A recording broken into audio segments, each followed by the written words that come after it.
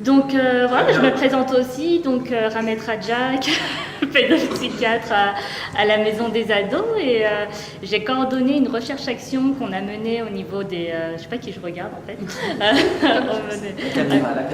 La caméra, voilà, là.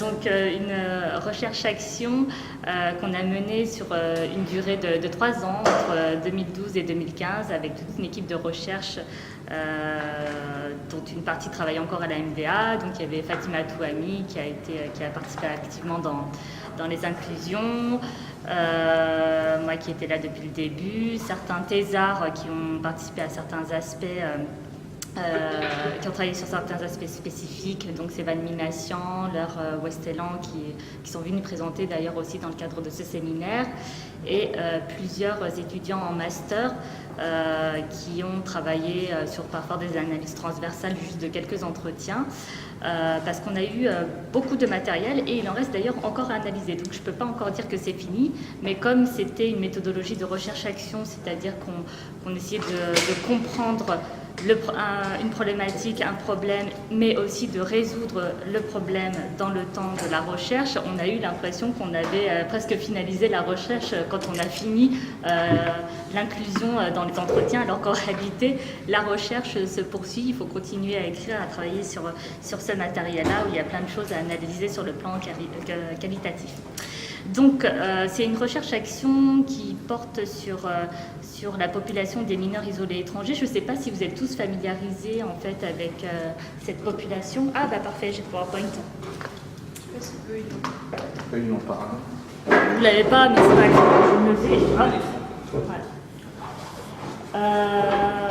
Je ne suis pas certaine, notamment, il y a un médecin généraliste, épidémiologie, peut-être que je fais un petit rappel, mais rapide, sur qui sont ces jeunes et pourquoi on a décidé de travailler sur cette population-là.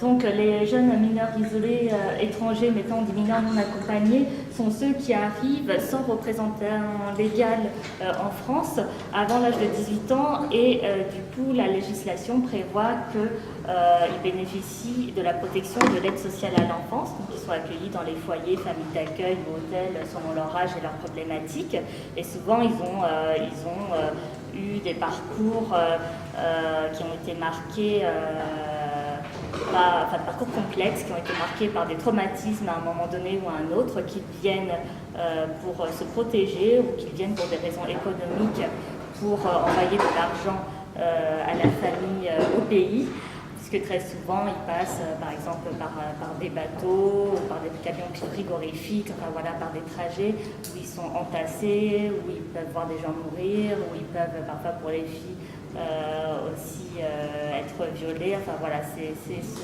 ce type de parcours qu'on entend régulièrement en consultation. Et donc des jeunes qui sont vulnérables, et très souvent dans les lieux de soins comme dans les lieux d'accueil de l'aide sociale à l'enfance, les professionnels avaient l'impression de passer un peu à côté de ces jeunes en fait, de pas les connaître, de ne pas savoir comment faire, avec l'impression qu'ils tranchaient avec les autres jeunes qu'ils avaient à prendre en charge, que ce soit à l'aide sociale à l'enfance ou aussi dans les lieux de soins. D'ailleurs, qu'il fallait peut-être adapter nos dispositifs et notre manière d'accueillir ces jeunes pour qu'une parole émerge et qu'on puisse adapter le cadre pour avoir accès à leur représentation des choses et en fonction de cette représentation, justement, réussir à adapter le cadre. Donc, je passe très rapidement sur certaines diapos parce qu'on n'a pas beaucoup de temps. Il faut juste savoir qu'ils sont, selon les sources associatives ou les sources officielles, ils seraient entre 4 000 et 9 000 mineurs isolés étrangers en France métropolitaine. Que voilà, ils ont tous des profils différents, mais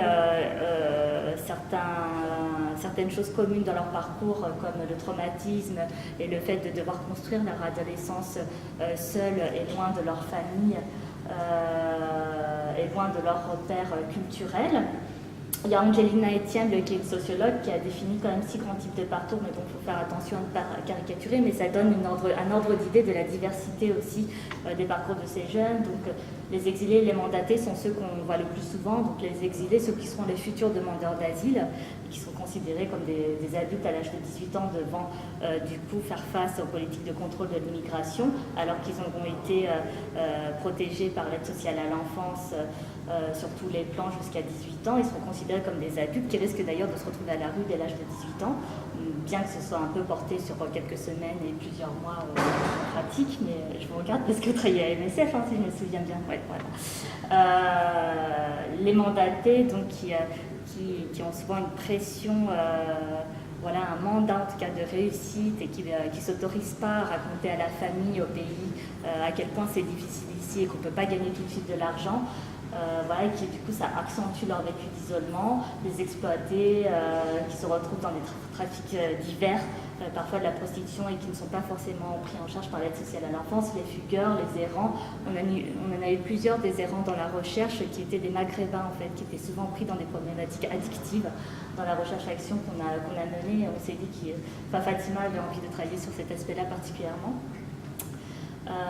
Voilà, ça j'ai déjà dit. Et ça correspond quand même à un tiers, ces jeunes-là, des prises en charge de l'aide sociale à l'enfance sur Paris. Donc il y avait le sentiment comme ça, au niveau des besoins, au niveau de cette recherche, de donner des clés de compréhension aux éducateurs qui a émergé, parce que c'est quand même une population qui prenait beaucoup de temps de travail, avec une impression aussi de surcharge de travail, avec un risque d'épuisement professionnel, parce que les éducateurs doivent faire à la fois doivent travailler sur le fait de faire les démarches administratives pour les papiers, doivent assurer leur travail éducatif et puis aussi faire face à tout ce qui est malentendu culturel, trauma, etc. et se sentir parfois soit démunis, soit débordés émotionnellement par ces situations-là. Donc il y a un besoin vraiment qui a émergé pour définir déjà ce projet de recherche qu'on a décidé de cibler finalement sur le lien entre le jeune et l'éducateur, parce que voilà, suite à une réunion pluriprofessionnelle qui avait été faite avec différentes directions d'aide sociale à l'enfance, les hôpitaux, etc., c'était surtout ça qui ressortait, ce besoin-là d'accompagner les professionnels éducatifs et les travailleurs sociaux qui étaient en attente de clés de compréhension et d'action pour ces situations-là. Et d'ailleurs, juste d'un point de vue concret, parce que j'essaie d'être concrète aujourd'hui sur l'élaboration d'une recherche, on a eu quelques obstacles au début qui étaient sur le fait que c'était politiquement pas très correct de parler d'épuisement professionnel, de clés de compréhension à donner aux éducateurs. On pouvait avoir un côté, on pouvait nous taxer d'être un peu pédant en fait, d'arriver avec notre savoir et de désigner les difficultés de l'aide sociale à l'enfance. Donc c'était des questions institutionnelles un peu compliquées à travailler. Ça a mis un an qu'on ait les accords institutionnels d'un peu tout le monde, le juge des enfants, les directeurs des différents foyers. Il a fallu qu'on fasse plusieurs réunions en se déplaçant au sein même des équipes pour les rassurer que les jeunes n'allaient pas être des cobayes, parce qu'il y avait comme ça des représentations. Et puis il a fallu changer aussi notre manière d'écrire pour le comité d'éthique ou la manière de présenter les choses dans la recherche. On n'a pas parlé de difficultés des professionnels, mais plutôt de transmettre des compétences transculturelles, en fait, de mettre en valeur leurs compétences à eux, de faire émerger un savoir-faire qui était là, mais qui ne pouvait pas émerger du fait d'une sorte de débordement. On a plutôt présenté les choses comme ça de manière positive et ne pas parler de burn-out ou d'épuisement, ou de manque de connaissances. On a fait attention à ces formulations-là. Voilà, donc la compétence transculturelle, c'est quoi? C'est une notion qui est très utilisée par les Canadiens. Maintenant, il s'agit de, sans avoir justement une formation transculturelle de plusieurs années, acquérir un savoir-faire par rapport à des situations, on est en situation transculturelle avec quelqu'un qui est d'une culture différente de la nôtre, et notamment par rapport aux mineurs isolés étrangers. Il s'agit de faire face à la difficulté du jeune pour faire confiance, donc qui est liée à l'expérience du passé, mais aussi à la fragilité de sa situation, sa dépendance, de faire face à la toute présence des logiques administratives pour lequel le récit construit du jeune, la construction claire du récit du jeune jouera un rôle déterminant, et donc réussir à faire face à l'épreuve du soupçon. Et ça, c'est quelque chose d'important dans la recherche, parce qu'à un moment donné, on nous a demandé de la formulation de la recherche, savoir si on voulait les aider à préparer un récit construit lorsqu'ils devraient être auditionnés devant l'OFPRA, alors que c'était pas ça notre rôle. Alors, effectivement, on va beaucoup se baser sur la narration, vous allez le voir, mais c'est plus dans un but d'aider le jeune à se construire sur le plan identitaire, à essayer de trouver un sens à son parcours fragmenté et à faire des ponts entre le passé, le présent et l'avenir pour pour reconstituer un fil directeur par rapport, encore une fois, à son parcours semé de rupture. Donc on va se baser sur la narration, mais dans un but différent que dans les espaces administratifs. Voilà, une petite caricature pour montrer quelque chose de paradigmatique des paradoxes auxquels sont soumis les mineurs isolés étrangers. Donc d'être jeune et d'avoir plein de challenges à accomplir. Ils doivent réussir très vite, se scolariser, apprendre la langue pour réussir à être autonomes et indépendants au mieux à l'âge de 18 ans et faire face aussi aux politiques de contrôle de l'immigration. Pour la suite des compétences transculturelles, donc il s'agit de réussir à faire face à la difficulté de passer d'un monde à l'autre, de s'exprimer dans une nouvelle langue les choses du passé, de lier l'avant et l'après-fuite, faire face à la fragilité psychique du jeune due au trauma, et voilà, faire face au risque de burn-out. Donc, on a décidé que ce serait une recherche-action pour induire sur le temps de la recherche un changement. Donc, c'est une recherche qui s'est déroulée à chaque fois pour chaque binôme éducateur-jeune en 3 temps. En fait, en 3 temps, idéalement espacés de 1 mois. En pratique, on n'a pas toujours réussi à espacer de 1 mois parce qu'il fallait qu'il y ait une combinaison de disponibilité d'un interprète, de l'éducateur, du jeune, parfois de l'éducateur du foyer, de l'éducateur référent de l'ASE, des 2 chercheurs, donc parfois c'était plus espacé. Mais en tout cas, on essayait de voir entre le temps du premier entretien et du dernier entretien s'il y avait un changement et qu'on a essayé d'analyser aussi. Donc l'éducateur, c'était celui du foyer ou de l'ASE ou les 2? Finalement, ça a été plus souvent celui du foyer, qui était plus en questionnement proche du quotidien au final. Et notre objectif, c'était de créer une situation de rencontre et d'apprentissage pour favoriser, du coup, faire émerger ces compétences transculturelles avec ces professionnels qui travaillent en première ligne avec les mineurs isolés. On a eu un cofinancement de la Fondation de France et de la Ville de Paris. Et je le précise parce qu'il y a quand même eu des incidences par la suite de la recherche qu'on n'avait pas imaginé au début. Enfin, on a pu quand même organiser par la suite, en restituant les résultats de la recherche, un colloque, un vadémacum et des formations pour les professionnels. Et ça, c'était un résultat particulièrement positif. On a compris que on servait, quoi. Et voilà, comité d'éthique. Donc voilà, alors en pratique, on a vraiment essayé de cibler la relation, l'alliance avec le professionnel référent et essayer de voir quels seraient les changements dans la relation avec le professionnel référent si on donnait la possibilité aux jeunes de montrer une autre représentation de lui-même et de faire un récit qui échappait aux représentations préconçues liées à son statut. Et donc il y a un gros travail de mise en confiance, d'adapter le cadre de sorte à ce qu'il puisse dire qui il est vraiment, comment il se représente vraiment. Par exemple, un adolescent afghan, d'ailleurs, il ne se désigne pas forcément comme un adolescent, il se désigne très souvent comme un adulte. Il considère, j'ai eu plusieurs jeunes comme ça qui disaient qu'à partir de 5 ans, la vie était tellement dure qu'on ne pouvait pas, qu'on était d'emblée plongé dans l'âge adulte avec tous les obstacles à traverser. Voilà, et donc un exercice de décentrage qu'on essayait de faire en présence de l'éducateur et aider l'éducateur aussi à se décentrer.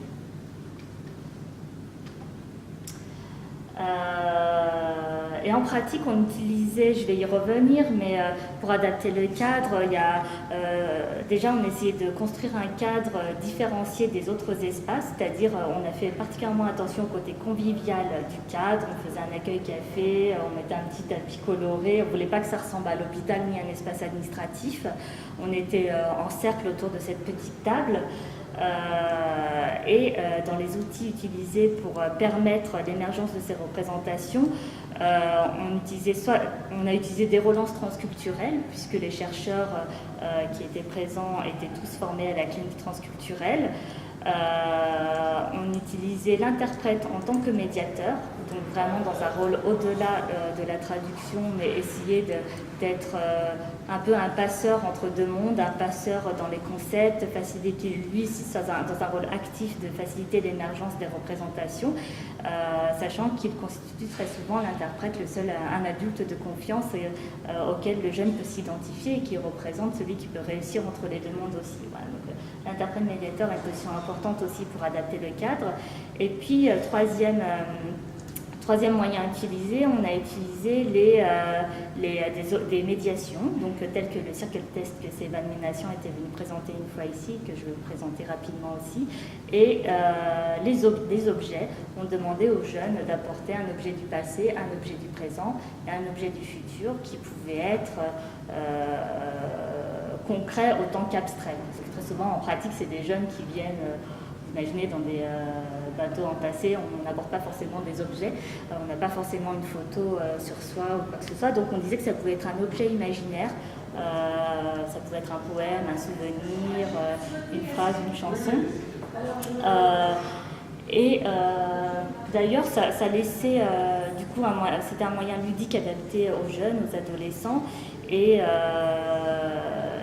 qui leur permettait aussi de ne pas se raconter directement, parce qu'on sait que pour ces jeunes, c'est difficile justement de se raconter, puisqu'ils ont souvent appris à se taire pour se protéger. Un certain nombre font ce qu'on appelle des récits construits parce qu'on leur a dit qu'il fallait dire ça pour avoir leur papier. Bon, ce n'est pas le cas de tout le monde, mais voilà, le statut de la parole est particulier chez ces jeunes, et du coup, il a fallu le prendre en compte dans l'élaboration de la méthodologie, d'où l'usage des médiations. Donc on a fait, comme je vous disais, des réunions d'information. On s'est basé sur le volontariat des éducateurs et des jeunes. D'ailleurs, c'était intéressant de voir que les éducateurs choisissent les raisons du choix de tel ou tel jeune pour participer à la recherche. Et au final, même si on s'est basé sur le volontariat, on a eu un échantillon assez paradigmatique, autant de jeunes qui venaient de foyers qu'en famille d'accueil ou de l'hôtel. On a eu des jeunes qui étaient dans la pathologie, d'autres qui n'étaient pas dans une pathologie psychiatrique. Par contre, on a exclu, comme c'était une recherche dans le cadre de la recherche-action, tous les jeunes qui étaient dans une pathologie psychiatrique aiguë où la prise en charge en soins aurait été prioritaire.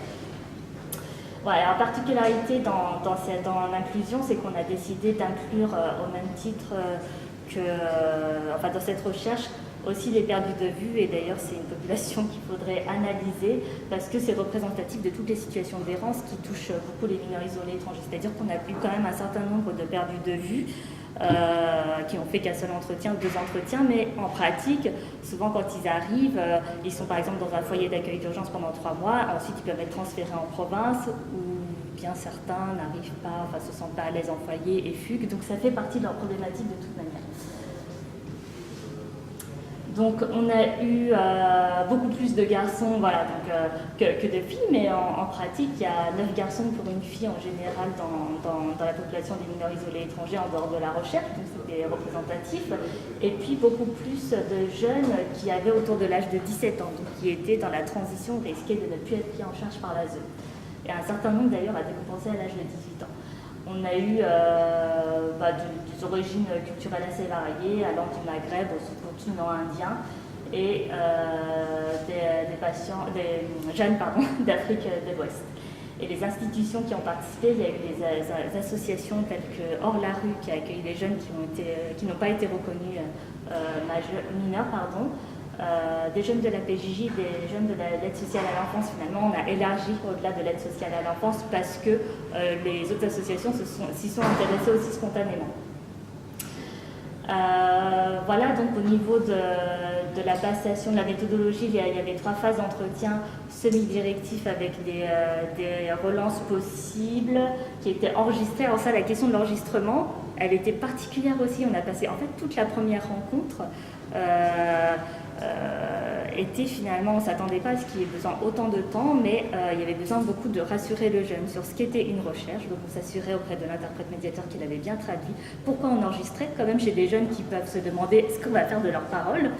de bien expliquer par rapport à la feuille de consentement que ça n'aura pas d'incidence sur l'obtention de leur papier ou leur contrat jeune majeur aussi, parce que certains on se base sur le volontariat, mais qu'est-ce que ça veut dire, on pouvait se demander quelle motivation pouvait avoir le jeune à participer à la recherche. Donc nous on expliquait que c'était pour aider les autres jeunes, pour aider à mieux comprendre les autres qu'on allait accueillir et que c'était important. Et on a eu l'impression que pour un certain nombre de jeunes, il y avait une question de don contre don. Comme ils étaient reçus par la justice sociale à l'enfance, c'était une manière de remercier que de venir participer à cette recherche. Voilà.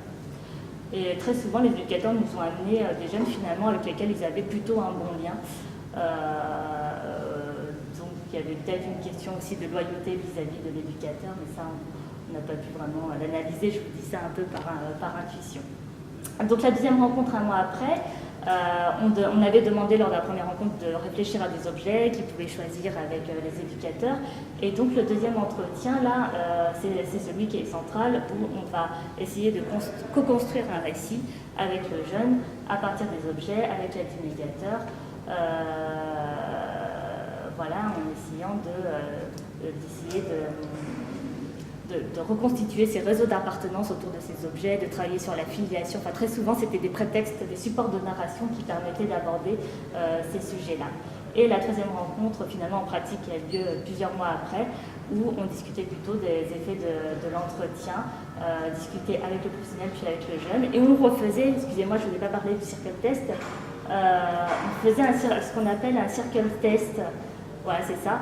Lors du premier entretien et on le refaisait lors du troisième entretien. Alors le circle test, pour ceux qui n'ont pas assisté à la présentation de Séval-Nomination, c'est une méthodologie qui a été décrite par Cottle en 1967 et où, alors en population qui n'était pas spécifiquement en situation transculturelle, du coup c'est intéressant de voir comment on a dû l'adapter, mais à l'époque, alors la consigne, il s'agit de demander aux personnes qui participent à ce test de faire... je ne sais pas si le test est un bon mot d'ailleurs, mais de prendre une feuille blanche, un crayon et de se représenter le passé, le présent et le futur sous la forme de cercles et de dessiner spontanément ces trois cercles en utilisant tout l'espace de la feuille blanche pour représenter passé, présent et futur en disant que ces cercles doivent représenter au mieux comment eux ressentent leur relation entre le passé, le présent et le futur. On précise que ça peut être de plusieurs tailles. Et donc, Cottle, il précise que dans l'analyse des résultats par rapport au circle test, il y a deux manières qu'il définit pour analyser ça. Pour en dire quelque chose, il faut dire si... il faut analyser en fonction des tailles, en gros, des cercles, et essayer de définir lequel cercle est le plus grand, lequel a un temps dominant. Et aussi s'ils sont serrés les uns les autres, s'ils s'emboîtent, etc. Et il emploie une terminologie du type cercle atomisé quand ils sont tout espacés. Là, en pratique, on a eu surtout des cercles atomisés, mais l'interprétation autour du circle test a été intéressante, surtout autour du discours qui était fait autour de ces cercles, et pas tant au niveau des temps dominants ni de l'atomisation, quoi. Et aussi de la manière de passer les cercles. Notamment, on a eu un jeune qui était incapable de dessiner un cercle, alors qu'on ne comprenait pas pourquoi c'était difficile pour lui, et c'est l'interprète médiateur qui nous a dit, mais en fait, chez les Maliens, on ne peut pas dessiner un cercle comme ça, parce que ça porte malheur. Ça veut dire qu'on dessine quelque chose qui est clos, et les choses qui sont clôturées, ça peut même évoquer la sorcellerie, quoi. Ça peut porter malheur. Et ensuite, alors du coup, il a dessiné totalement autre chose, mais il y avait cette explication autour. Et puis le fait d'avoir l'occasion de dire ces choses-là, ça montrait qu'on avait le droit de parler de ces choses-là, et la tonalité de la suite de l'entretien était différente, quoi.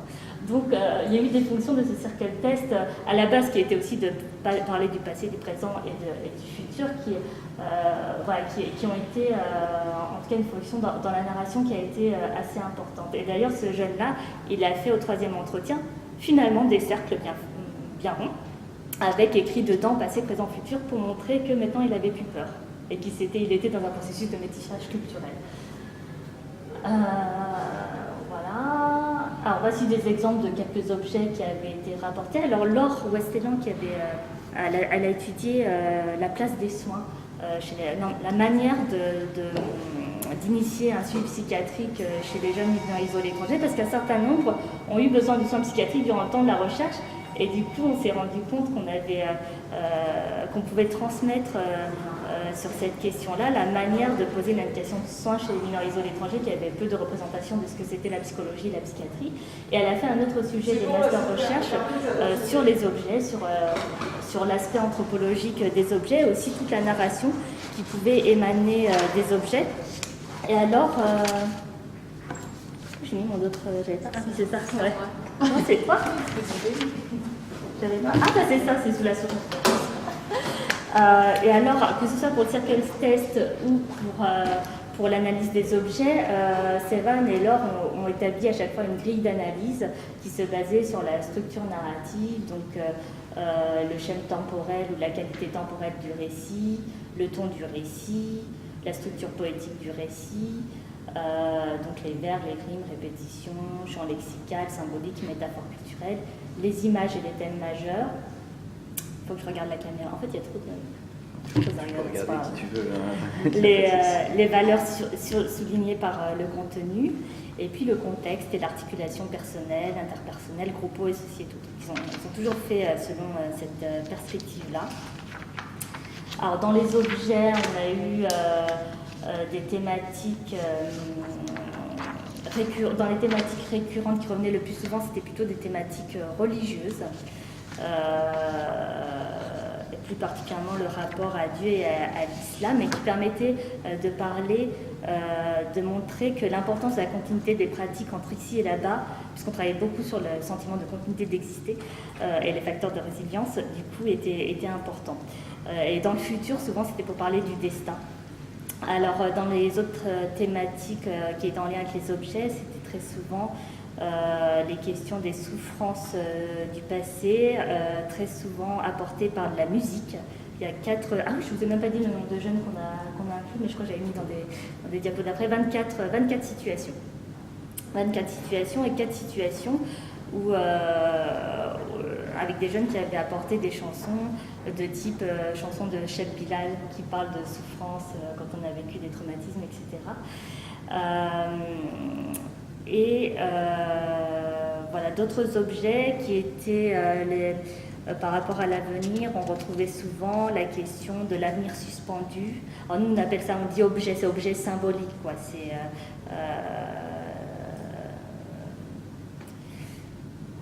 C'est pas objet concret.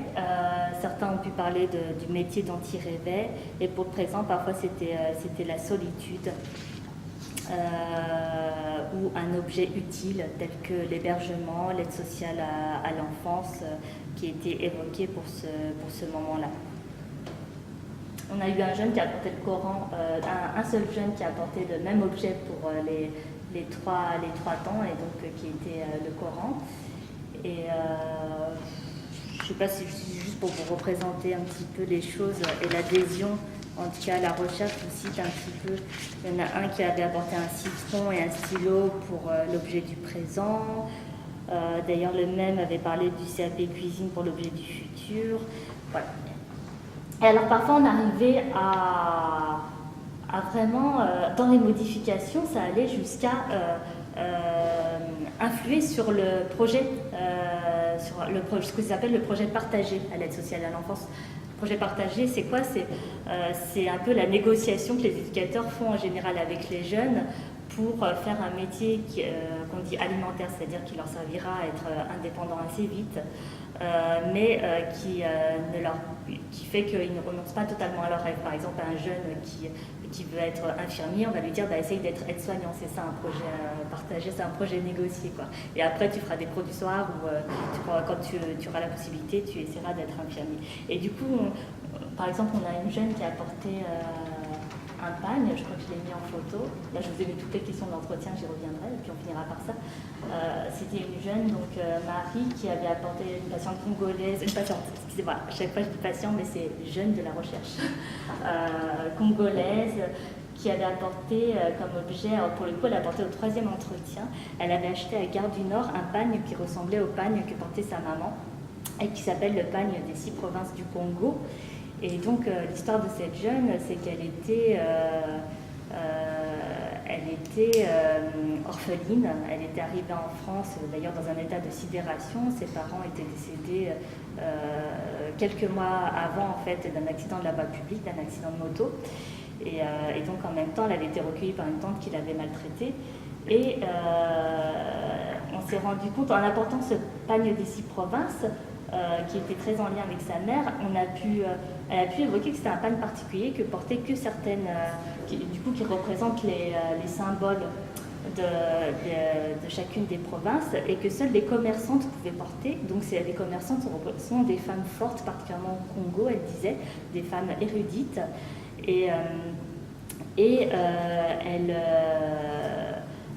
Les femmes, et donc elle explique à quel point sa mère était une femme particulière. Déjà c'était une femme, elle était fille unique, et d'ailleurs elle-même du coup elle était mariée fille unique, et on a pu mettre le lien la représentation de ce qu'étaient les femmes uniques qu'elle appelait des tsonas si je me souviens bien, et qui sont très souvent rejetées en fait, qui n'ont pas beaucoup de valeur dans son groupe culturel, et du coup qui avait été, au niveau de l'héritage, c'était un peu particulier, et au niveau des alliances familiales, qui avait été en union avec son père de manière non consentie. Voilà, elle avait pu révéler toute son histoire familiale.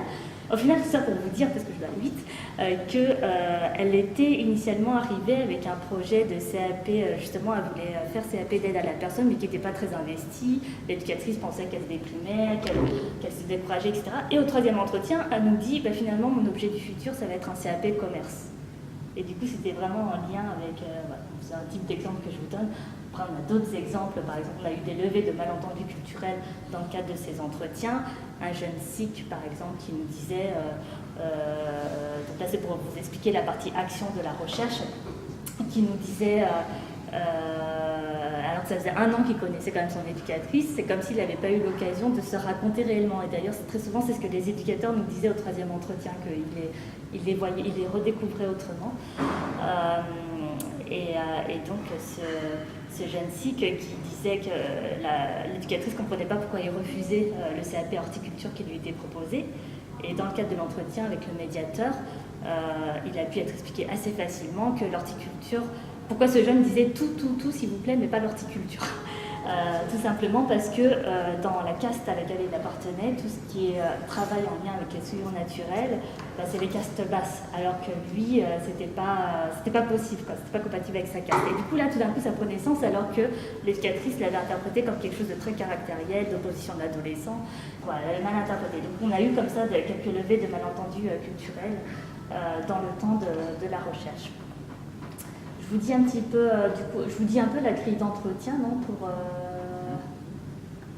là, c'est... Première rencontre, donc je vous avais dit information de la recherche, remise des feuilles de consentement, introduction du cercle de test, entretien semi-directif, jeune éducateur, où là, du coup, on reprenait, en fait, on interrogeait un peu sur l'identité, on commençait à interroger sur l'identité du jeune, qui il était, à quel groupe culturel il appartient, qui est sa famille, mais très, très brièvement, et s'il voulait son parcours, mais il n'était pas obligé. Et l'éducateur, au final, on l'a transformé au courant de la recherche. Au départ, on lui posait des questions sur son parcours à lui aussi, en présence du jeune. Certains éducateurs ont dit que ça les gênait, qu'ils ne savaient pas s'ils avaient le droit, donc on a transformé sous forme d'auto-questionnaire, donc ils se sentent moins exposés. Et pourtant, ça, c'est un des résultats de la recherche, qu'en réalité, quand ils s'exposaient, les éducateurs, ça avait un effet humanisant aux yeux du jeune et que le lien devenait meilleur au final. Ceux qui ont raconté par exemple leurs expériences de décentrage à l'occasion de la recherche avaient pu créer un meilleur lien. Voilà. Et donc voilà le type de questions qu'on posait sur le choix de la situation. Pourquoi avez-vous choisi cette situation? De quelle manière avez-vous été amené à accompagner ce jeune? Comment avez-vous réussi à avoir accès à l'histoire de ce jeune? Savez-vous d'où il vient et quelles sont les langues qu'il maîtrise? Avez-vous l'impression de le connaître? En quoi vous semble-t-il isolé? Et tout cela a été traduit devant le jeune initialement. Sur les connaissances des outils transculturels, comment abordez-vous la différence culturelle? Avez-vous des stratégies que vous appliquez quand vous sentez qu'elle joue un rôle important pour le suivi d'un jeune? J'ai pas compris. Donc ça se faisait avec l'éducateur en présence du jeune? Alors en fait, ça, finalement, on l'a fait sous forme d'auto-questionnaire. Ah d'accord. Ouais. Mais ouais, finalement, j'aurais dû dissocier. Et cette première partie, par contre, devant le jeune. D'accord. Ensuite, donc, devant les deux, on introduisait le circle test, on l'interrogeait sur son âge, les langues qu'il maîtrise, le groupe culturel, dire depuis combien de temps il est en France, son regard, les choses très concrètes pour commencer en fait, le regard qu'il porte sur sa vie au foyer, le regard qu'il porte sur l'éducateur, et voilà les éléments de son parcours migratoire facultatif. Ensuite, la troisième étape, vous voyez un petit peu, c'est pas un dispositif transculturel, mais c'est un mini-dispositif, voilà, en tout cas en cercle, avec une interaction qui se faisait un peu dans ces sens-là. On essayait vraiment lors de cette étape de mettre à l'aise, de favoriser le récit sans le forcer, de laisser la place à l'imaginaire, d'introduire les commentaires du médiateur, de mettre l'éducateur en position active. On demandait est-ce qu'un objet vous surprend ou quelque chose du récit du jeune ou du médiateur qui aurait surpris, est-ce qu'ils auraient pensé aux mêmes objets, et on clôturait par le ressenti du jeune sur l'interaction. Donc ça, je vous ai déjà dit, les leviers, on disait des relances transculturelles, des objets des médiateurs, tout cela pour faciliter la perception des différentes difficultés traversées par le jeune, faciliter la narration et créer du lien. C'était vraiment ça, essayer de créer du lien dans tous les sens, c'est-à-dire même le lien à la famille, parce que parfois il est parfois tabou de parler de la famille quand elle est loin, et du coup on essayait vraiment de les faire exister au sein même de la consultation, en essayant de constituer tout ce réseau-là familial, en faisant partie. On n'a pas fait de génogramme, mais ça aurait pu être un autre objet médiateur qu'on aurait pu utiliser en réalité. Voilà, essayer en tout cas d'éviter le clivage qui induit vers la migration et qui fait qu'on se raconte parfois qu'à partir de la migration et pas qui on était avant. Ensuite, la troisième étape, le circle test par le jeune, l'entretien avec l'éducateur de terrain, l'entretien avec le jeune, l'entretien avec le médiateur aussi qu'on n'a pas pu faire à chaque fois, mais savoir ce que lui avait pensé de l'interaction et de son rôle, et l'entretien avec l'éducateur référent de la ZE. Et donc on leur demandait ce qu'ils avaient pensé de cette interaction, est-ce que ça avait changé, qu'est-ce que ça avait changé dans leur regard, dans leur relation avec le jeune, est-ce qu'ils avaient été surpris par certains propos, pourquoi? Ils avaient l'impression de mieux connaître le jeune, ils ont à l'unanimité répondu oui et dit pourquoi. Est-ce qu'ils avaient le sentiment d'avoir appris des choses nouvelles? Et donc on en a plusieurs d'ailleurs qui sont inscrits en formation transculturelle par la suite, à la suite de cette recherche. Est-ce qu'ils avaient l'impression qu'ils allaient pouvoir utiliser les éléments de cet entretien comme outil pour accompagner ce jeune? Est-ce que la perception du jeune avait changé? Et ça, ce que je trouve bien, c'est que plusieurs, comme je vous disais, avaient amené des jeunes avec lesquels ils avaient un bon lien, et malgré tout, ça avait quand même amélioré encore plus leur relation, ils avaient vraiment l'impression de mieux se connaître. Est-ce qu'ils avaient considéré l'expérience comme utile? Est-ce qu'ils avaient pensé du médiateur? Donc ça, c'est moins intéressant. Et ensuite, on demandait aux jeunes, est-ce qu'il était à l'aise par rapport à l'entretien précédent? Est-ce que c'était très différent des échanges qu'il avait déjà eus? Est-ce qu'il avait maintenant un autre regard vers son éducateur? Comment il avait perçu le médiateur, ce qu'il avait pensé de l'interaction, est-ce que l'intervention avait été utile, et est-ce qu'il avait des remarques ou des suggestions.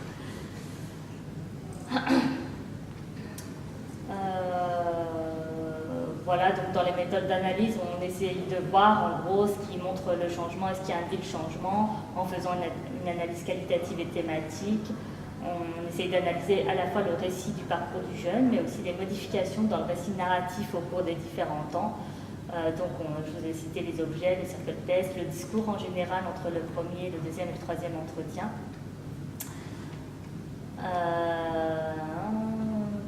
Ça.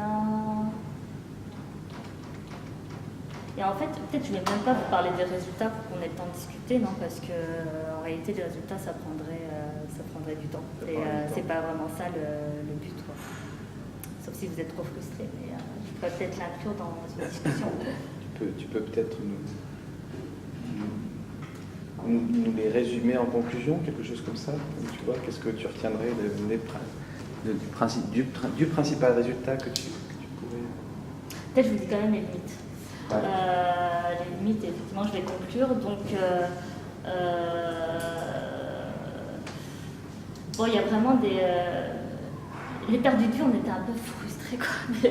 Parce qu'on a eu des perdus de vue du fait des problématiques addictives, mais aussi on a eu quelques jeunes, deux jeunes qui ont été incarcérés, et on n'a pas su ce qu'ils étaient devenus. Et alors, je ne sais pas si je peux vraiment l'inclure dans des limites, mais nous on pourra en discuter d'ailleurs.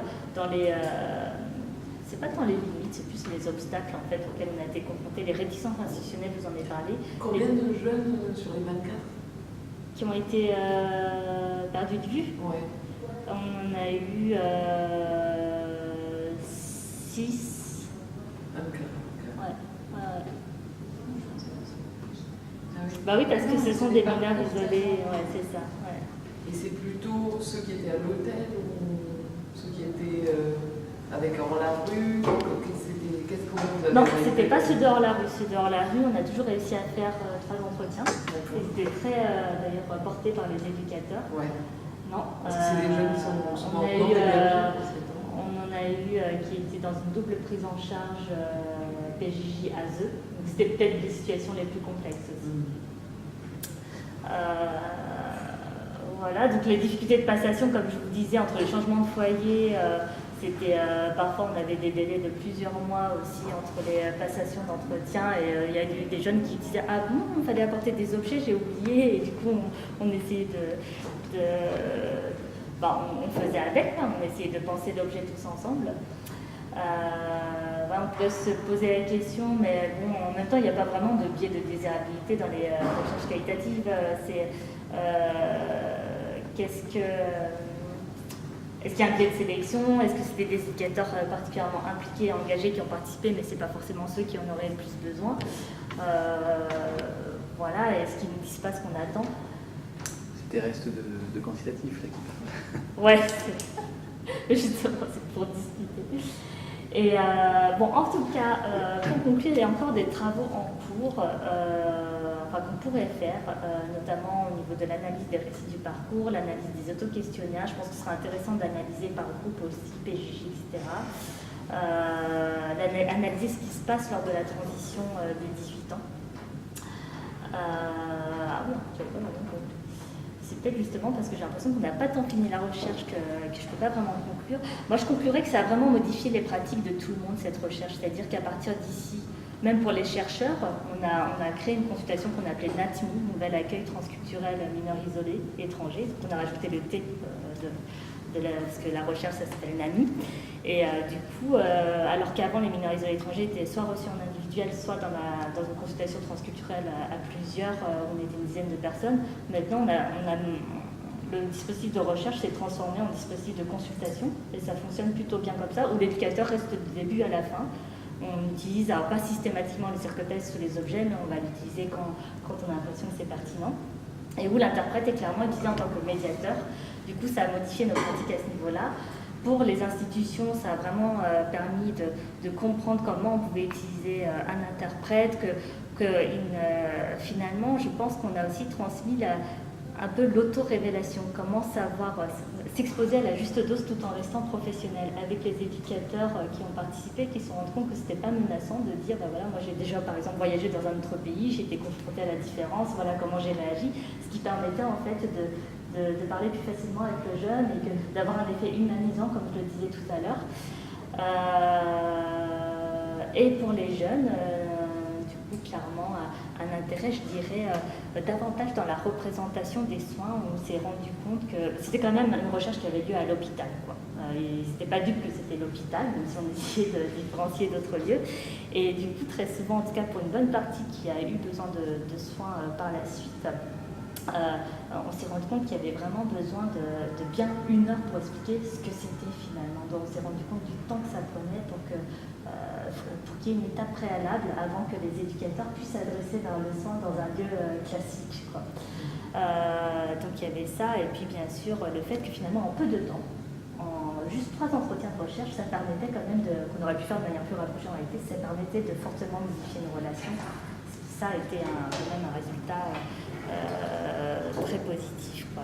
Et comme je vous disais tout à l'heure, on ne s'attendait pas non plus à ce que l'ASE de Paris s'intéresse officiellement à cette recherche-là, qui nous demande de rédiger plein d'entretiens à l'hôtel de guide avec l'adjoint du maire, etc., pour rédiger un vademecum, pour la destination d'un ensemble de professionnels de manière plus élargie que ce qu'on espérait. Voilà, on est content de cette recherche. Ok, ils sont toujours là? Ouais, ils sont toujours là. Ouais. Bon, merci Ramette, c'était très intéressant. C'est une recherche, moi j'ai pas énormément de questions sur la recherche parce que je la connais. Oui, parce que tu la connais, d'ailleurs je t'ai mis en ligne, je ne l'ai pas dit réellement, excuse-moi, mais c'est Jonathan qui nous a aidé pour la méthodologie. Je participais un petit peu à l'initiation de la méthodologie, effectivement. Alors j'ai peut-être 2 points que je veux soulever un petit peu. La première chose, c'est, je trouve que tu l'as assez bien montré, et tout l'intérêt et en même temps la difficulté d'une recherche-action, c'est à la fois d'arriver à différencier ce qui fait partie de la recherche et ce qui fait partie de l'action, et en même temps de se rendre compte que les deux sont intimement liés. C'est-à-dire, vraiment, là, je trouve que tu l'as bien montré dès le départ, tu as parlé d'objectifs de la recherche, d'objectifs de l'action, hein, si je me rappelle bien, c'était quelque chose comme ça que tu avais signalé. Et en même temps, tout le long du processus, il y a énormément de choses. Je prends un exemple tout simple, tout ce que vous avez mis en œuvre pour faciliter la narrativité, le discours, on va dire, tout simplement, des participants. J'ai envie de dire, c'est à la fois quelque chose qui va faciliter la recherche, puisqu'on a besoin du discours des participants pour faire la recherche, et à la fois quelque chose qui va faciliter l'action, puisque vous avez tout le bénéfice de l'action réside dans le fait que chaque intervenant, c'est-à-dire les participants et les éducateurs, enfin les jeunes et les éducateurs se mettent à se raconter et finalement se rencontrent, quoi, on va dire un peu. Donc on voit bien à la fois comment cette façon d'organiser avec un certain nombre de médiations, tu l'as bien expliqué, ça vient dans le but à la fois de la recherche et à la fois de l'action. Tu vois, et tout au long des choses, tout au long de ta présentation, tu as bien... Finalement, tu racontes ça avec les deux choses différentes, mais tout en mettant en évidence comment c'est proche et comment c'est intriqué. Et du coup, je me posais un peu la question de savoir, dans les restitutions, donc tu nous en as fait une, mais tu ne nous as pas restitué les résultats, dans les restitutions des résultats, dans les travaux que vous avez pu faire de Vademecum notamment, de congrès, est-ce que finalement, comment vous présentiez les choses? Est-ce que vous arriviez à présenter un petit peu finalement, voilà à quoi ça sert sur le plan très pratique de l'action, c'est-à-dire l'action thérapeutique qu'on peut avoir, et voilà les résultats de la recherche, où finalement les résultats étaient liés, parce que de toute façon on ne peut pas les séparer, et que c'est deux choses qui sont intriquées. Ouais, c'est vraiment une question pertinente, parce que je pense que c'était pas facile effectivement de restituer. Alors on a fait différents types de restitution. On a fait une journée d'abord de restitution de recherche à l'intention des professionnels qui avaient participé à la recherche. Donc d'ailleurs on était dans cette salle. Et du coup, on avait fait un plan de journée qui était en fonction, c'était chacun des thésards qui présentait finalement son sujet de thèse, et chaque master qui présentait son sujet, quoi. Et d'ailleurs, Fatima avait présenté sur les halaga, les mineurs isolés maghrébins, c'était très intéressant.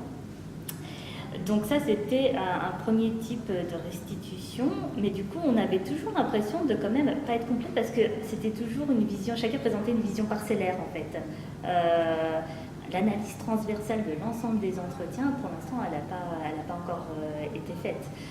Et après, en colloque, on l'a fait plus sous forme de table ronde. Alors le matin, on avait invité des intervenants extérieurs, et l'après-midi, c'était toute une journée de la restitution.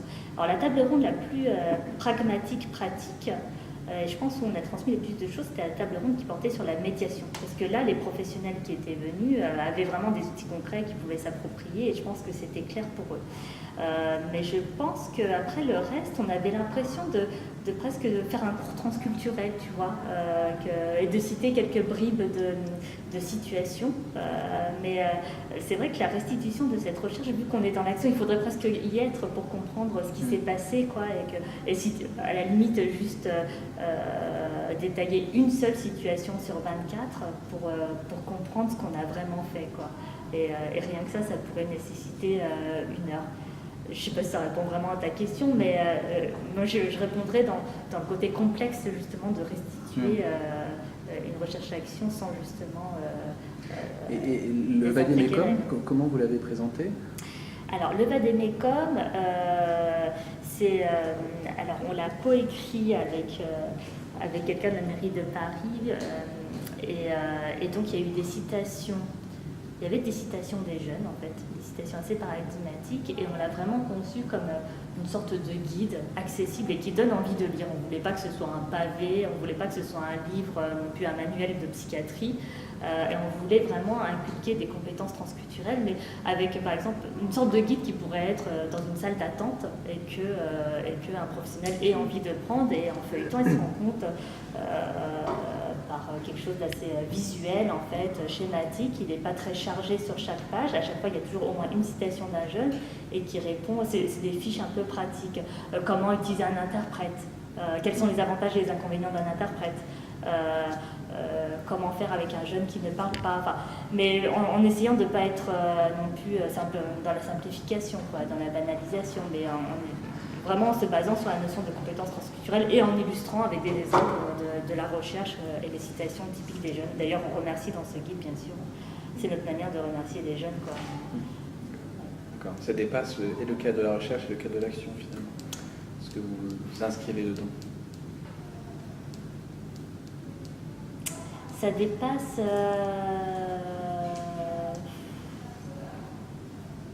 Ouais, en fait, je dirais que c'est plus, on aurait pu dire recherche, action, formation, peut-être. Ça aurait été la partie formation. D'accord. Ok. Le deuxième point, mais tu vas répondre simplement, juste savoir si ça t'est déjà, si tu as déjà fait des liens avec ça. Il se trouve que ce matin, j'ai interrogé Serge Bouzna pour une autre recherche qui n'a rien à voir sur son travail, lui, de médiation transculturelle, en tout cas c'est comme ça qu'il appelle. Et je n'ai pas pu m'empêcher de faire énormément de liens entre ce que vous faites et ce que lui fait dans le cadre des médiations.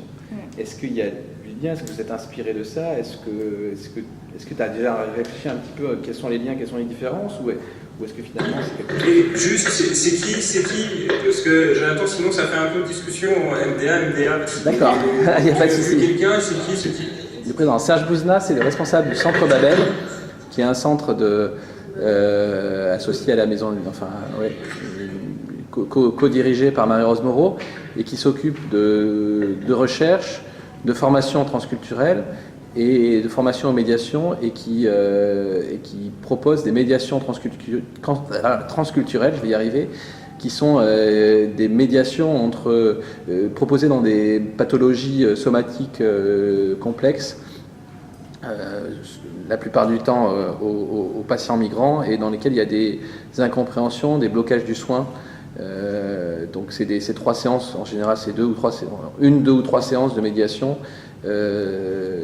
donc avec un médiateur et un médecin animateur qui est Serge Bouzna, et un médiateur interprète les familles et l'équipe médicale qui prend en charge le patient en question.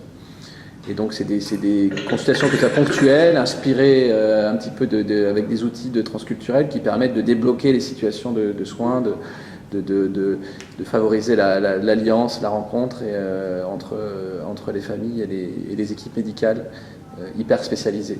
Voilà, donc c'est ça le principe de la médiation transculturelle de Serge Bouzna. Ouais, c'est proche dans... Merci pour cette clarification. C'est proche dans le sens où effectivement dans les médiations de Serge, ils forment une sorte de mini-groupe, quoi, et que l'interprète est clairement utilisé en tant que médiateur.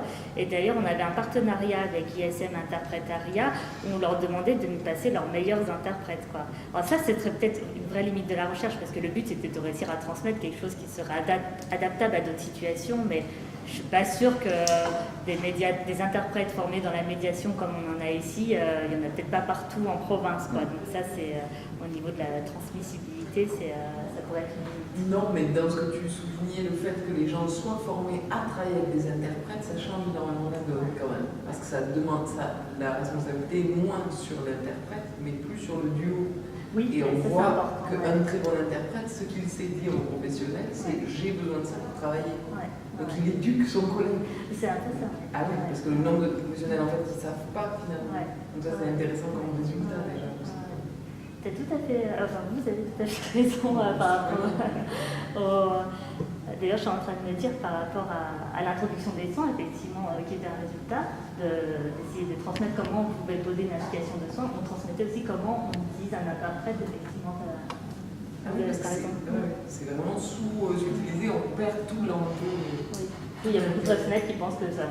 perd du temps, que c'est un tiers qui est gênant dans la relation, qu'ils ne savent pas qu'on peut préparer l'interprète avant, débriefer après, qu'on peut l'utiliser au-delà de la traduction, essayer de comprendre s'il y a eu des malentendus, essayer de dire quand est-ce qu'il y a un concept qui est difficile à traduire. Et voilà, tout ça, c'est dans une formation pérenne pour ça, ou c'était des actions comme ça ponctuelles d'expliquer comment on travaille avec un interprète? Dans le cadre de la recherche, en fait Ou même par la suite, c'est quelque chose qui a donné lieu à une nouvelle formation, on va dire, que vous avez mis en place, ou c'était simplement pour cette recherche mais ça... On aimerait avec Fatima organiser un séminaire, en fait, sous forme d'échange de pratiques, que du coup les éducateurs puissent présenter leur situation et que ce ne soit pas que sous forme théorique où chacun présente, mais qu'on leur parle aussi, qu'il y ait toujours un intervenant d'abord au début et qu'ensuite en deuxième partie un éducateur qui puisse présenter une situation. Et parce qu'il y a un besoin qui a émergé, de tout ça, c'est aussi qu'il y a un besoin de formation.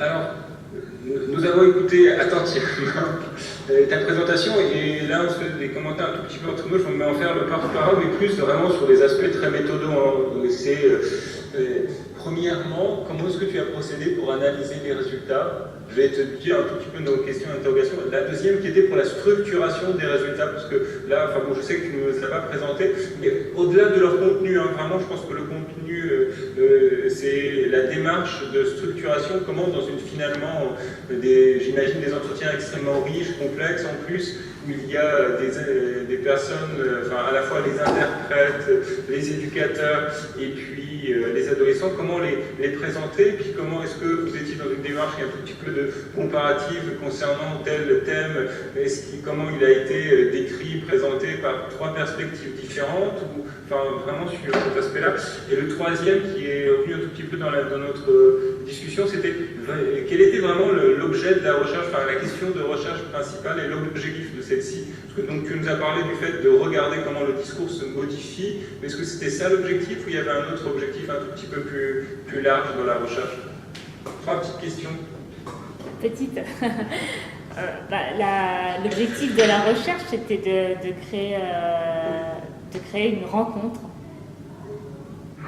Mais c'est l'objectif de la recherche. Pour toi, quand tu as commencé, tu t'es dit l'objectif c'est on va créer une rencontre. Que chacun ait accès à la représentation de l'autre. Mais le jeune, autant que l'éducateur, que le jeune comprenne quel était le rôle de l'éducateur, un partage de représentation. En autant plus Ah oui, d'accord, je ne comprenais pas pourquoi tu... après, il y a plusieurs petits objectifs, tu vois, qui étaient en gros, pour l'éducateur d'apprendre à mieux connaître le jeune, pour le jeune d'avoir l'occasion... de la recherche, ça c'est de la recherche, ça c'était j'imagine l'objectif de la démarche, mais pas de la recherche ou... C'est vrai que ça c'est une discussion qu'on a eue avec Jonathan justement de différencier l'objectif des objets de la recherche. Alors comment j'avais différencié? Objectifs principaux de l'action, améliorer les pratiques professionnelles via la mise en valeur des compétences transculturelles des professionnels.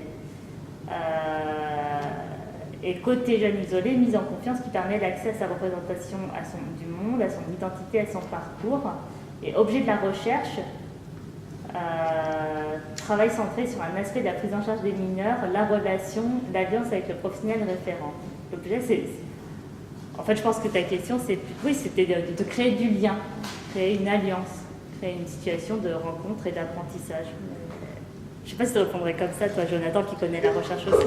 Je pense que l'objectif de la recherche, pour refaire une recherche-action aujourd'hui, c'est plutôt d'évaluer l'action. C'est toujours la même chose. dans une recherche-action, tu as Donc l'action. c'est évaluer l'action. Non, c'était ça la question. Évaluer l'action, évaluer avec une méthode qualitative. Donc on est dans une démarche évaluative, sauf qu'on fait du quali pour essayer d'évaluer. Enfin, je sais que c'est un peu réducteur, hein, mais c'était vraiment pour viser aussi un tout petit peu pédagogique pour pouvoir permettre de se structurer un tout petit peu l'objectif de la démarche. C'est toute la difficulté de la recherche-action, c'est ce que je disais tout à l'heure. Je pense que la finalité de toute, enfin, on va dire la finalité recherche de toute recherche-action, c'est de montrer les intérêts de l'action. Hein. Donc, on peut les montrer de manière très objective, très quantitative, et puis on peut les montrer de manière très subjective, très qualitative. Finalement, là, c'est ça que vous avez fait avec plein de... En même temps, c'est difficile pour Ahmed de répondre, je pense, parce que effectivement, comme il y a un objectif principal qui est celui-là, d'objectiver un intérêt de cette action, et en même temps, c'était un travail tellement complexe et complet qu'il y a eu plein d'objectifs secondaires qui étaient d'évaluer les transformations de la perception du temps, d'évaluer l'efficacité en elle-même des médiations objets, le parcours de soins qui était encore un objectif secondaire différent, mais l'objectif principal de la recherche, mais qui est, comme tu le disais, Ahmed, toujours pas terminé, puisqu'il n'y a toujours pas eu d'analyse transversale de tous les résultats. Donc, je pense que tu vas répondre aux autres questions, que pour l'instant le travail n'est pas terminé, donc c'est difficile de répondre. Mais donc pour la présentation des résultats et pour l'analyse, finalement, comment vous avez procédé? C'était ce que je disais un petit peu par rapport aux grilles d'entretien. Alors, du coup, c'était une analyse... Non, mais retranscription... Ah oui, alors... la méthode... Alors, on a retranscrit, oui, tout était enregistré. C'était à chaque fois des entretiens qui duraient environ 1h30. Donc 1h30 x 3 pour chacune des situations. En fait, donc, je vais te dire un peu comment procéder plutôt les étudiants, parce que c'est eux qui ont fait surtout les analyses plus détaillées. Et donc, ils ont fait une méthode IPA-like, quoi, où ils ont lu à plusieurs reprises les entretiens. Parfois, ils ont eu besoin de réécouter au-delà de l'écrit pour entendre la tonalité de l'entretien. Ils ont du coup surligné. Ils ont fait souvent à deux quand même, parce que comme on était un groupe de recherche, il y avait toujours une autre personne Laure et Sévan, je sais qu'ils ont beaucoup travaillé ensemble, ou parfois ils nous demandaient à Fatima ou à moi pour voir aussi avec les passateurs quand ils n'avaient pas été présents. Et vraiment pour l'analyse des résultats, on a dû parcelliser parce qu'il y avait trop de choses, effectivement, il y avait trop de choses à analyser. Donc la restitution, elle se fait, tu vois, par exemple, Laure, elle fait un tableau avec tous les objets, mais en même temps, elle va dire quel est le contexte, à tel moment comment ça a modifié les choses, à quel moment la tonalité a été modifiée. Est-ce que c'est à partir des objets qu'on a pu avoir plus de discours, est-ce que j'essaie de revoir comment elle avait présenté les choses, parce à chaque fois, chacun a réussi à en faire un article quand même, tu vois, donc c'est un véritable exercice de synthèse, mais tu vois, donc en se basant sur la structure narrative, le ton et le rythme, en essayant d'utiliser... après, elle a fait une approche anthropologique des objets, en s'aidant aussi des médiateurs. Elle a fait une analyse transversale en sous-groupe, donc l'analyse du discours rapporté aux objets, et l'analyse des objets en eux-mêmes, en fait, au niveau de la représentation de l'interprétation anthropologique. Mais oui, en fait, j'en reviens à ça. On n'a pas fini, quoi. Et donc, je ne suis pas très précise à ce niveau-là, au niveau de l'analyse, je pense. Il y a quand même eu un certain nombre d'analyses qui étaient effectivement IPA-like, avec, en intégrant des outils un peu narratifs, de montrer comment l'évolution dans le temps, l'évolution du discours, des choses comme ça, dont je ne pourrais pas te parler en détail, puisque c'est Laure surtout qui a utilisé ça, et Sévan un petit peu. Et puis, il mettait en lien beaucoup des choses qu'ils ont des techniques qu'ils ont inventées, puisque par exemple le circle test a été, Sévan en a fait une première analyse avec les outils de Kotol, hein, c'est ça? Oui. Et une deuxième analyse en lien avec le discours, en lien avec les modifications dans le discours, etc. Et qui était une méthode qu'il a vraiment inventée pour l'occasion. De la même façon, l'étude des objets, Laure a étudié en parallèle, avec une analyse thématique IPA, le texte associé aux objets, tu vois. Mais c'est à chaque fois un travail un petit peu original, quoi, qui est pas, tu peux pas te référer franchement à une méthode précise, quoi. Et puis pourquoi IPA like et pas IPA tout court? Enfin, c'est une nuance parce qu'on ils n'ont pas suivi ligne par ligne la méthode de Smith, donc tu peux pas dire c'est l'hyper. Quand tu rajoutes des éléments type circle test et que tu vas rajouter des éléments de prise en compte du changement de temps, des choses comme ça, c'est des choses qui ne sont pas décrites par Smith, donc tu ne peux pas dire je fais de l'hyper. Tu dis je me prends les bases de l'IPA et je rajoute tel ou tel élément. Et donc au niveau du discours qui était produit indépendamment là, des objets, quel type de thématiques sont ressorties? Parce que les étudiants peut-être qu'ils ont étudié ça justement, les masters. Oui, alors ça, c'est très variable selon la situation. Tu vois, par exemple, par rapport aux objets, on aurait pu, s'il n'y avait pas eu de discours autour du Coran, d'apporter le même objet, on aurait pu penser, bon bah voilà, c'est le jeune qui est fuyé, qui veut dire, bon bah c'est le next tout, c'est le destin, qui subit un petit peu et qui pourrait prendre le Coran comme objet défensif. Et puis on s'est rendu compte que non, c'était pas ça. Il avait apporté le Coran pour le passé parce qu'il avait été à l'école coranique, il était le premier à l'école coranique, qu'il avait été en internat à l'école coranique, mais enfin en internat, il appelait pas ça internat, mais voilà, il était parti de sa famille, c'était le seul qui avait été autorisé à partir parce qu'il était brillant et que pour lui c'était une manière aussi de se valoriser en se racontant à travers cet objet Coran. Et du coup de montrer que c'était un étudiant sérieux qui serait sérieux ici pour le présent, et c'est comme ça qu'il faisait le lien, et que le futur, le Coran lui donnerait la force et qu'il fallait qu'on lui laisse la possibilité d'exercer son culte, et que tout ce qui était adaptation du Ramadan, etc. dans le foyer, c'était important pour lui. Donc, et ça, c'est lui qui nous disait quoi, dans la narration autour de l'objet. Et justement, quand on a, parce que là, il y a énormément de données, enfin, c'est très riche, il y a énormément d'intervenants, d'axes différents, il y a le médiateur, il y a des objets de médiation sur enfin, c'est difficile, je trouve, de savoir. Bon, là, il y avait une belle équipe, et puis des gens qui ont fait des thèses dessus, donc qui pouvaient chacun peut-être prendre une facette et développer un axe, mais quand on fait une recherche peut-être un peu moins ambitieuse aussi, comment on fait pour savoir ce qu'on va pouvoir intégrer. Enfin, moi, je suis un peu perdue de savoir justement comment on traite comme ça autant de données différentes. Enfin, moi, j'en aurais pas autant, mais je veux dire, est-ce que... comment savoir où est la limite finalement entre ce qu'on peut intégrer, combien d'entretiens on va faire et ce qui est vraiment réalisable, parce que je me dis ça fait une masse de données qui effectivement après réussir à synthétiser tout ça, ça peut être tout un... Enfin voilà, moi je suis dans notre réflexion là en ce moment, justement au départ on avait pensé à 2 entretiens avec un support commun, mais dont on faisait pas la même chose dans le premier et le deuxième entretien, et on est en train de se demander est-ce que c'est pas partir dans trop de directions, et est-ce qu'il faut pas simplement avoir la même méthode, on va dire, en un seul entretien pour tous. Enfin, je trouve que c'est difficile de savoir comme ça, quand il y a beaucoup d'axes, ce qui est jouable ou pas. Justement, on va peut-être en profiter pour passer à la partie un peu supervision, parce que c'est très intéressant, mais il ne reste plus beaucoup de temps pour écouter les uns les autres. Sauf si vous avez encore une question brûlante, ou on passe à la supervision, peut-être, s'il nous reste une. Non, mais merci beaucoup, Ramet. Je t'en prie, Michel.